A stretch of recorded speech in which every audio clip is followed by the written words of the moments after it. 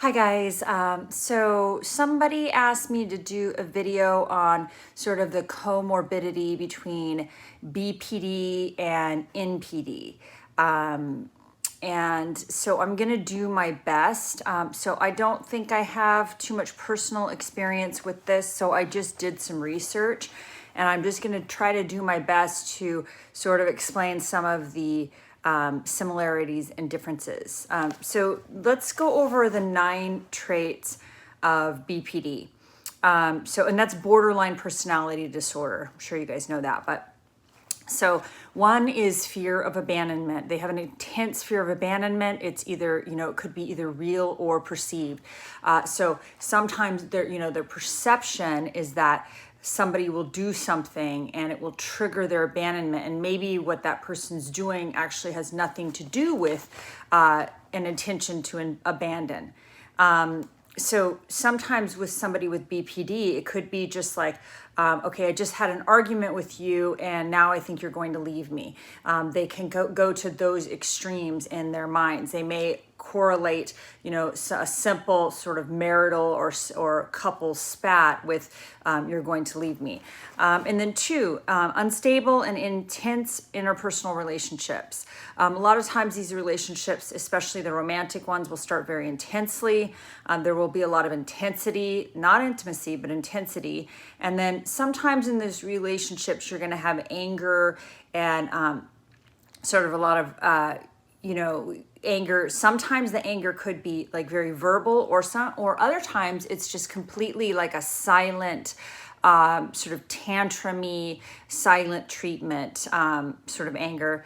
And then in these relationships, they tend to sometimes have like a roller coaster feel to them. They have an identity disturbance. People with BPD do not really know who they are. They don't know how to go through the world just being themselves. They're very inauthentic. They just don't have they don't have a strong, well-defined sense of self. It may almost feel like you're dealing with like a multiple identity situation. It could be also, you see this a bit with the mirroring, like if, you're with somebody like this, they act like one way around you, and then they get around another person and they mirror that other person and they act just like that other person. And you may be like, oh, wow, who are you? You seem totally different than the person that I've known for 5 years. And all of a sudden you're around this other person and you're acting completely differently. So they tend to mirror people, almost like mimic that sort of stronger personality that they may be around. Impulsivity. They act out without thinking about it. They can have they're prone to impulsive cheating or sexual behavior. It could be impulsive substance use, drinking, shopping, some just very impulsive. They act out without thinking about the consequences. They do that to soothe their mood at the time with sex, drugs, alcohol, shopping, spending, cheating, porn addiction, whatever. But they don't, it's just to soothe that mood at the time, but they don't really sort of think about the ramifications. You also see a lot with BPD that people have suicidal behavior or thoughts. They may have suicidal attempts, or they may have more passive, just suicidal thoughts without any actual attempts. They sometimes can be cutters. They can cut, they can self-harm. And it's all about this response to their internal pain that they cannot manage. They tend to have, their mood tends to be all over the place. They tend to have a shift in a very short period of time. They can go from like elation to despondency, very quickly. You see that they have very sort of erratic moods. They end up being very sort of emotional. Their moods can be up and down. They can seem unstable. They can express anger, and then, go to, this feeling of giddiness. So you can see that very unstable moods. 7, they have internally, they have chronic feelings of emptiness. They feel hollow, like a hollow shell. They're always empty inside. They want to fill it up. They fill it up with people, adulation, sex, shopping, spending, alcohol, drugs. It's like they have a big black hole inside, and they're always looking for the outside world to make them feel whole. So they tend to have inappropriate and intense displays of anger, physical, scream and yell, very intense. They can throw things. And so people tend to walk on eggshells around them. They tend to have a very thin skin. They sort of feel everything. They typically feel pretty regretful after their outward displays of anger. And then under stress, these people may have paranoid symptoms. They think that others are out to get them. They may almost appear psychotic, and they're delusional, paranoid, thinking that everyone is, wants to wrong them. And then they often, if they're in this state with that intense duress, they may revert and actually almost have what looks like a dissociative identity, where they break off from reality and they actually start acting like a child. This can be in the form of tantrums, hiding in their room, silent treatment. They may even do weird things like, this sounds crazy, but they may like pee in jars and to avoid, facing another person. They're just very childlike in their behaviors, very disassociative. They may do all sorts of weird stuff that you absolutely are like, they basically revert to being a child.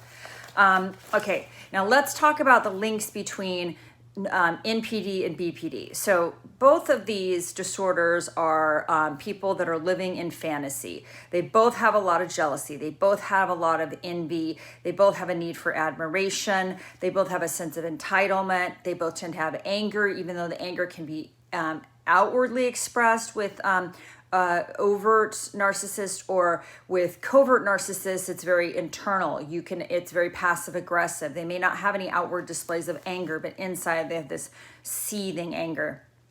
But what is the core factor that connects both?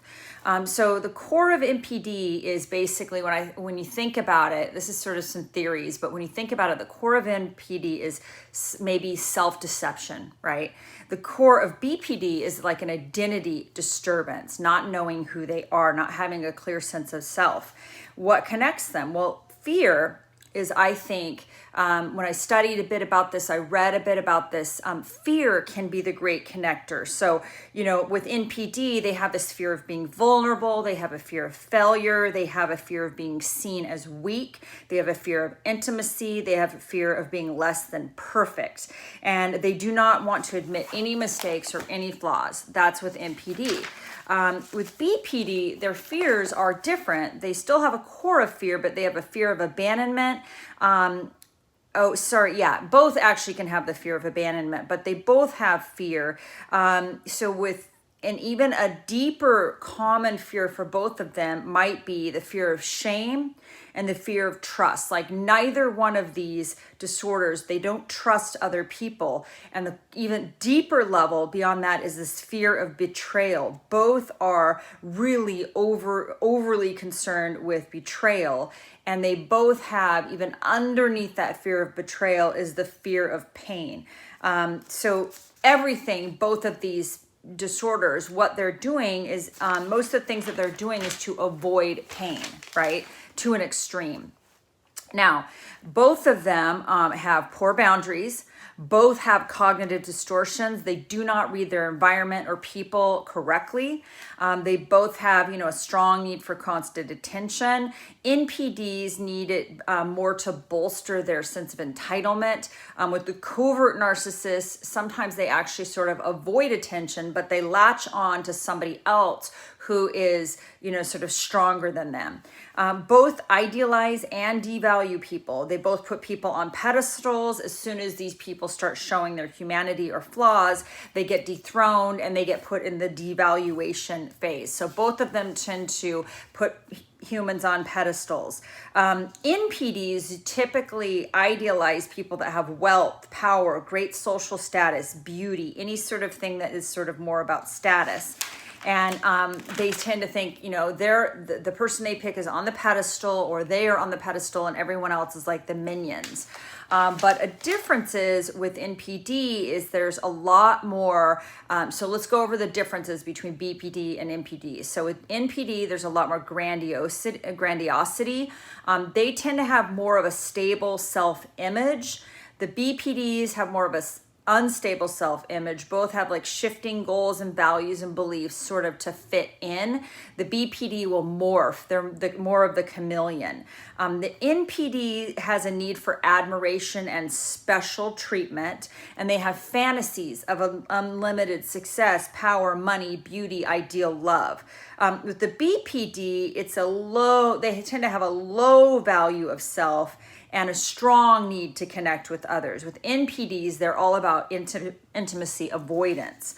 And then NPDs on the surface, they are all about acting like they don't need anyone, like they're just an island, like they just don't need any humans.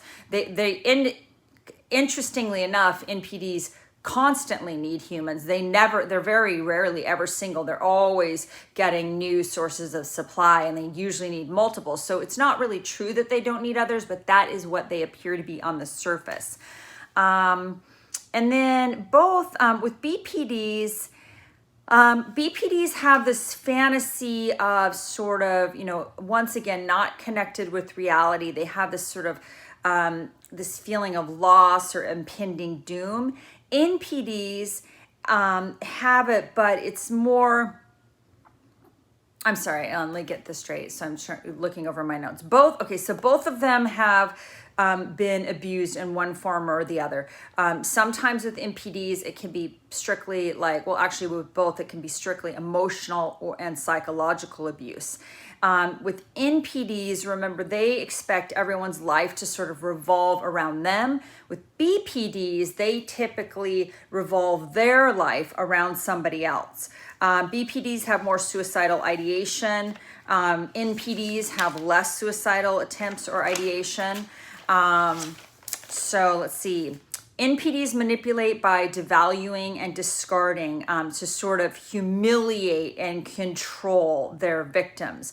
They can do this very covertly or overtly. They put their victim down. They tend to operate in stonewalling, emotional withdrawing, invalidation, silent treatment. They are known for abandoning their loved ones. With NPD, they tend to have provide at the end of a relationship, there's no closure, there's no explanation.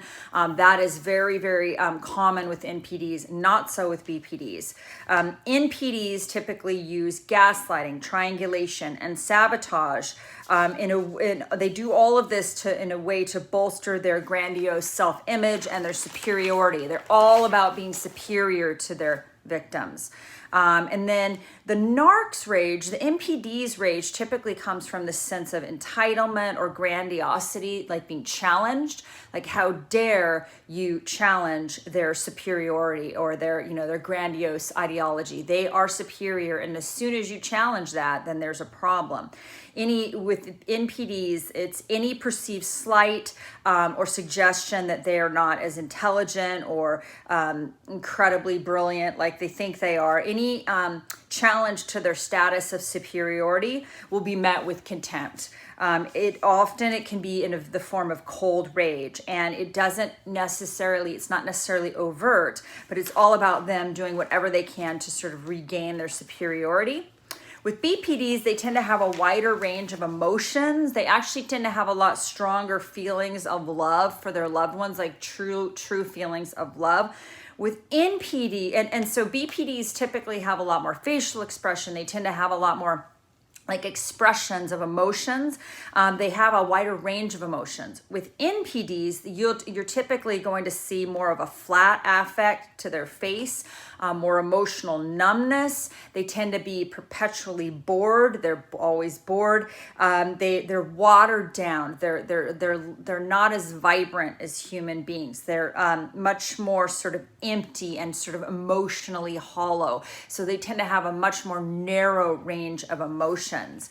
So those are some like similarities and differences sort of between NPD and BPD. And I guess, and I'm going to do more videos on this because I need to study it a little bit more. But I guess, somebody who maybe has the comorbidity is going to have sort of maybe a lot more overlap in some of those differences. And maybe they're going to have a lot more of the similarities.